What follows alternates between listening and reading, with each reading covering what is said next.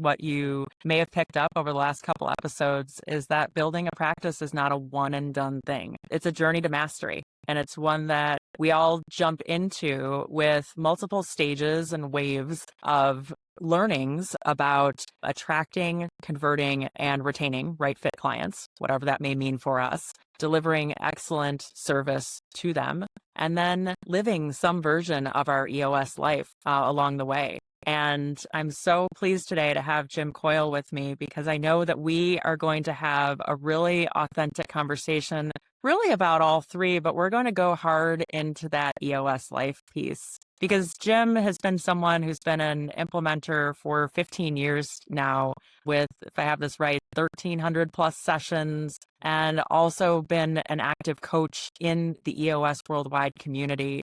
So you've not only observed, I'll say, patterns about your own practice building, but I'm sure gleaned things that what you call strivers have done over and over. So with that, welcome, Jim. Hey, thank you. Thank you. Yeah, I'm excited to be here. Thanks a lot for having me, Chris. Thank you so much. So again, kind of let's just pull on that concept of a striver and how sometimes what we escape or what we step away from are, the great business you built, the great career that you built, and you step into building an EOS implementer practice. All of a sudden, it starts to look a heck of a lot like that hell that you escaped.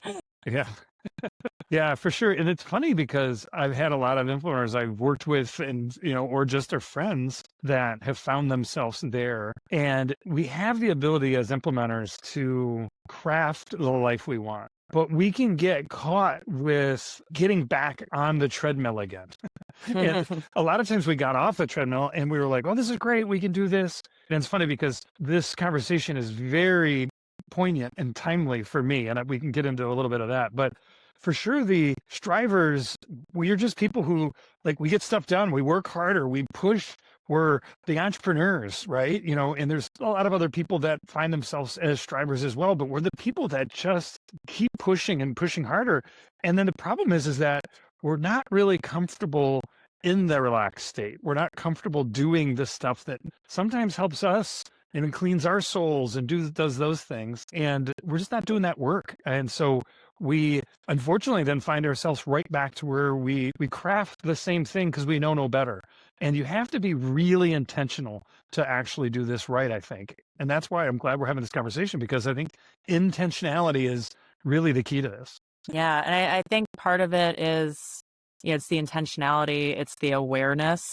Mm-hmm. And I'm speculating that with your own journey, that it's been some combination of your own awareness and perhaps others who know, love, and trust you who've pointed out blind spots. For sure. So I have a coach that I pay for. I always tell people, get a coach, pay them, and there's plenty of people that I've gotten coaching from over the years, but not people who, I paid and then they ultimately are paid to hear me out and then help me to see things differently. And so I think coaches need coaches, but I think we also just need good friends too to surround ourselves with. This work is hard and It's also lonely. And so I actually started I have a firm. We have a group of implementers that came together in Nexus. And Nexus is a platform to help implementers to build, implement, and manage their practice better. And there's 50, I think 55 of us right now in the platform, 150 have been in it over all the years. The intent of that, I built that, Chris, because I wanted to be in business for myself, but not by myself.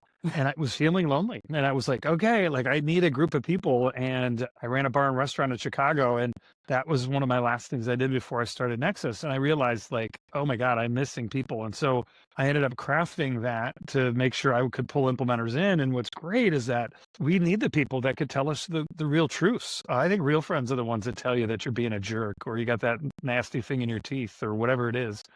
Which I hope we don't, because people are now seeing it. I know, but I have to tell you, over the years, so that I'm going to take that weird little analogy right there. I'm going to take that thing in the tooth. The thing in my tooth has always been my tendency to overwork and also use it as a badge of honor. Mm-hmm. I will work myself to a bloody pulp to the point where I am not serving anyone, not serving myself, not serving clients, not serving the family that I love that I'm supposedly doing this for. And at the same time, it's a choice and a very difficult one to disassociate from that cloak. Yeah. Oh, yeah. It's funny because I tell my clients, I love this because I literally call it the dizzy badge. And I tell them, I said, you know what? That was great when you were a brownie, and which is always fun to say to a bunch of guys. That is really so when you were a brownie, it was great that you got that badge.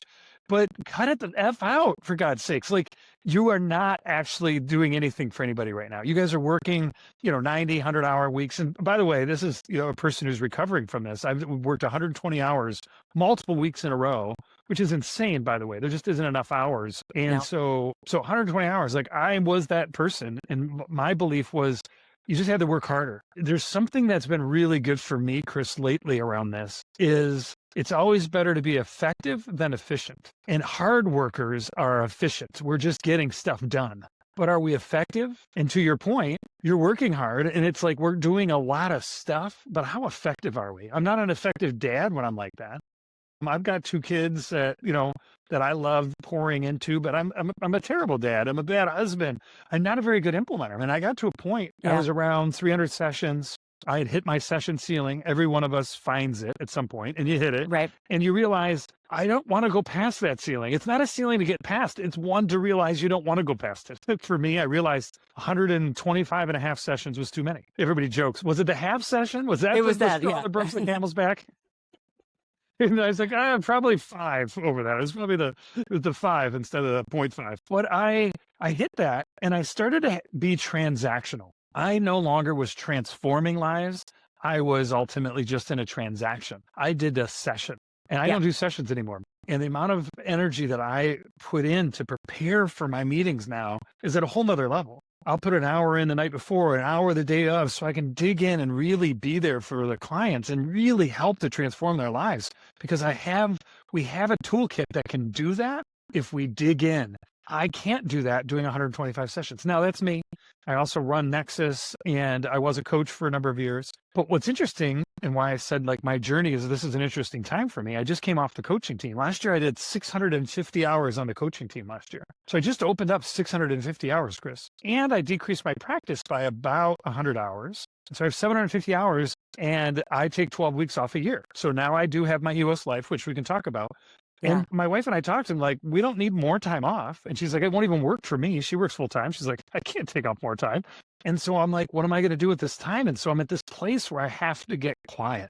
I have to do clarity breaks. I have to do the things that me as a striver and a doer is not comfortable with. I'm a bit on the struggle bus because of it, but I'm doing the work. I think I've got a coach. I did some retreat with some friends, US implementers actually, to really help me get clear. I just keep doing the work, but it's uncomfortable because I'm a person who, like, I got this time. I don't know what to do with it, and sitting on my butt doesn't work. It resonates deeply with me because I can feel that discomfort of quiet. Whenever I get that, I'm again imagining just a visual of a calendar and white space does make me uncomfortable. Everything in my mind knows that white space is where the beautiful creativity grows, or just plain enjoyment, because I deserve to enjoy life. But at the same time, there's a portion of me that feels like almost indulging in that reflective thought of where do I want my life to go feels a bit trite, like the old midlife crisis that I don't know, I'm about due for, right? Yeah, right. But the amazing thing is that we do go through these cycles of life where we are welcomed to take a step back and say, hey, is this what I want to keep doing? Yeah. What a joy to wake up, right? Yeah. No, exactly. And the thing is that, and it starts to feel different. So I'm reading a book by Arthur Brooks, really good book called Strength to Strength. It's funny. I was telling somebody I'm reading it, and they're like, yeah, everybody knows about that book. I'm like, oh, I didn't know about it. And I didn't, so thank you. You didn't? Okay, good. Well, thank you. It's just you and me, I guess, because I keep telling people, they're like, oh my God, that book's great. But I'll tell you what the book talks about is it's all about the next half of our lives. And so you talk about midlife crisis, which is trite, but it is so true. It actually does happen. So there's a bunch of research, and I'm a six-fact finder, so I geek out about some of this stuff. But the quick version is, our fluid intelligence is decreasing. And so the stuff we used to do, the amount of work we used to do, how we did that work, that's decreasing, and our crystallized intelligence is actually increasing. And so if you don't get off of this first curve and onto the next curve, he proves that you will be miserable when you die. he just tells you you'll be miserable. And I'm like, I don't want to be miserable. That doesn't sound like that's a good thing. Bad. I want to be happy. Yeah. And so he explains all those things that then help, and he calls it strivers. So that's the word I've been using. So I've been stealing it from him, but I heard it from others as well. But he said with strivers, it's harder for us. And so we need to get our arms around this. And he talks about what you need, like what are the things you need to transition. And so this has been really great for my brain and my thinking, so much so that I'm actually crafting as a part of Nexus, my group of implementers. I'm crafting something called Next Us. It's about getting implementers together who are at this phase at the top of the US mountain, and they're kind of looking out and they're like, okay, now what? Like, now what? Do I double down and I do more? So, I just talked to an implementer and he's excited to hit 145 sessions. And I said, I am so happy for you. And thank God that's not me. But I am happy for him and he loves it. But it's not me. But that doesn't mean it's wrong. Like the thing is I am celebrating him while saying, God, that's not me. But I think a lot of times when we say those things, it's as if what they're doing is wrong. It's not. I think it's beautiful. I'm excited for him and he's so excited. And we're good friends, so I can say those things. But it's not my journey, and my journey looks something different. And I'm jumping curves, and I want to do it gracefully, and I don't want to hurt people in the meantime. And I still want to be an implementer. I love this work. But maybe it's not 125, and maybe it's 90. And if it's at 90, I did 100 last year, and I want to do 90 this year. And I want to still just be beautiful to my clients and really dig in. Well, those are more interesting conversations than people who have it figured all out, because no one has it figured all out. And just kind of going back to the foundation of why this podcast exists, I wanted something that implementers could listen to. Again, knowing that this is, whether you're in it for 15 days, 15 months, or 15 years, it is a lonely path, and you're constantly getting some sort of, oh shit, this? Oh yeah. Like I thought I had it figured out, and now this?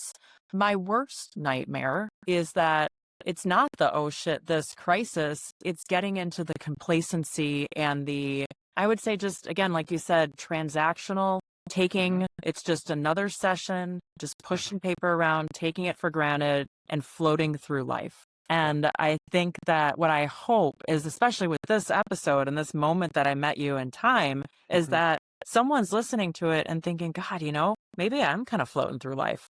What would it feel like to wake up a little bit and just look at things with a sense of mindfulness and not judging? I mean, we're humans. We can judge a little bit, right? But I mean, just, again, take in what's around you and get curious. And it's such hard work, because it's a lot easier just to float down the lazy river, isn't it? Well, it's funny because I'm over paddling, is my issue, is that I'll paddle too much. And I sometimes got to allow myself down one of these tributaries that the river wants to take me, and I'm just getting in the way of it. I think one of the most dangerous things, Chris, to your point, actually, is I think a bored entrepreneur is dangerous. I honestly think that we do scary ass things when that is the case. And we can literally be bad to people around us when that's the case. When we, I did get bored. I'll tell you, I'm at 1,300, I was around 400. And so another honesty moment for you is that I got there and I hit too many sessions, and I pissed off some clients. I had clients leave me. They were like, this is crap, Jim. And I was like, what's going on? I talked to CJ, who was my boss at the time, because I was on the coaching team. And I was like, hey, CJ, what happened around 300-400 sessions for you? And she's like, oh, it was terrible. She goes, I hit this time where I was like, I had it all figured out, and then I just got transactional. And I was like, oh, okay, keep going. She told me about some, bad experiences too, and it made me feel better. I said, I'm sorry, but I'm commiserating. And so CJ and I at the time thought there's got to be something, because I bet you other implementers have gone through this. And so I talked to Joe Young and Mike Abercrombie and John McMahon and Sarah Stern and all these other great other implementers that I was like, did you go through this? And they were. And at the time I had the conversation with Sarah, this was years ago, she was hitting it right then. So it was a really cool conversation. But we did, and we all hit it differently. And what we found was we doubled down on really being amazing in the room. And so I now am in the room, and I've got the content down because I always am watching the videos and I'm digging in on mastery and trying to be really good there. But then when I get in the room, man, Chris, I can feel what's going on. I was in a room of implementers and I was facilitating my MC the other day, and I stopped and I said, you have something else to say? He goes, I do. He goes, how'd you know that? And I'm like, I could just feel that you had something else to say. And so now, it's really cool because I was bored. And I was just like, it was transactional. I was like, just another session. Look at all this money I'm making. Yay. But it didn't matter. Who the hell cares if you're not actually changing lives? And so go make money. I mean, you can make money a ton of ways. Don't ultimately fake that you give a shit. You Right. really have to care. And so I doubled down and I loved them more. I loved my clients more. And the ones I didn't love, I tried to help them to see that I wasn't the right person. I didn't fire anybody. I don't like it when people talk about firing clients because you've made a promise to them. But I tried to help them see maybe I wasn't the right person. But I love on them just as much as I could love on them. And I just poured into them. And then I was able to really push harder and do more rich work. And so this work has gotten just richer for me, more beautiful. And what's awesome is that I love doing it. It doesn't mean I have to do 120 sessions because I don't think I can do as rich a work at doing that many sessions for me. No, I love that share. And I'm newer in my journey. And so there are things that I can firmly say now that I feel like I had no right saying when I wasn't truly in the implementer seat. The relation to that feeling of fluidity and in flow harkens me back to the first half of my working life when I was a trader in the options pit. And it was absolutely what I loved was every day was a deliciously hard new challenge. Yeah. And the more you leaned into it, the harder it got. And it fed on top of each other. And that's what I see the beauty of this vocation being. Mm-hmm. But one, you have to open your eyes. And because again, you can go through and just sort of check through the day and plod through, or you can lean through and look for every opportunity to bring some transformational energy to the room. Mm-hmm. And then you also have to just sit with yourself and say, how does this fit in with my life and everything outside of it right now? I was sharing a little bit about, my own life, and I have, 2 teenagers and great husband and balance, but we're trying to balance it all right now. And I know that life right now is going to be different than it will be in 5 years. And it's all a precarious puzzle, but you have no chance in hell of it feeling good if you don't get curious about it. Yeah, curious, and then get intentional, because I think alignment is so important, and I don't think people realize when they're misaligned. And it's been something I've been digging in on. There's like a lot of different past this, but people talk about the 6 parts of your life, your friends, your immediate family, your finances, your spirituality, or your religion, and it has all those. I've been really thinking about like, where am I misaligned in that regard? And there's times when everything's really good. And I got my kids are 10 and 12, so I haven't gone through some of the harder times when I hear my friends say, when they start to get older and they're making bigger decisions and it gets a little scarier, before they'd fall and scrape maybe, but now it's like, okay, these are bigger decisions. And I'm starting to get there. I just got an electric bike and my son's like, I want to take it out. And I'm like, great. And then he comes home and he goes, I got it up to 33. And I'm like, oh my God, like I just gave him a motorcycle for God's sakes. Like I didn't. Right. I'm like, I didn't know that fast actually. I'm like, I didn't. And Jen's like, what are you doing? I'm like, I don't like that mix. I don't know. Yeah. But I'm starting to think like, oh my God, like, and it, he's 12 and you have teenagers, so you're ahead of this for me. But I'm just starting to think like, where am I out of balance? And who am I out of balance with? And where am I not aligned? And so it's just such hard work. And like anybody who says they got it all figured out, like, great, like whoever's wand you have, like I will take a swing of that thing. I need it. But I don't think there is one. And I think that we just have to keep doing the hard work. And then the problem though for us strivers is then it's doing, right? And then sometimes it's not doing. Sometimes it's maybe not letting him fall off when he's going 33, but maybe learning a hard lesson, for my son. And he just was going through that. And I wanted to protect him from some tough things he was going through. And I was like, God, I think that's not what I'm supposed to do. Once again, that was misalignment with my son trying to fix something. So I just think that we got to get intentional about that stuff. I don't have it all figured out by any stretch, but I'm just getting more intentional, and it's been helping. So one thing that I'm looking to create with this podcast is not only, bringing out that tribal knowledge and bringing different perspectives on building a practice that fills your cup and fills the cup of those around you, but not only surfacing those ideas, but making them actionable. So tell me, what's your current go at naming that intentionality, naming where you want to go, the steps around it. I know people do personal VTO, they do something else. What does it look like for you these days? I do think that one, you should have a VTO. So I love that you brought that up, and I literally have mine. I always have mine. It's a beautiful VTO, by the way. Yeah, thank you. I love it. And so I got a VTO, but I also have a family VTO and a personal VTO. It is a tool. Those are tools I enjoy. So to your point, there is something to that, that I have enjoyed doing that process. And, I'm a hammer. I see nails. And so, maybe a VTO isn't right for you, but I do think there's something about getting intentional about this. And I think that looks like, okay, getting quiet, getting that time. Clarity breaks, I think, are important when, if you don't have things figured out, getting quiet and getting into that thinking time, you may need more of that. I never understood that clarity breaks are built for seasons. They're not built forever. And so I had clarity breaks, and once a month was right for me for a long time. It's not right for me right now. I got to do them like about every other week now. At one point I was every 3 weeks, which was weird, but it was. And so what is your intentional clarity break time?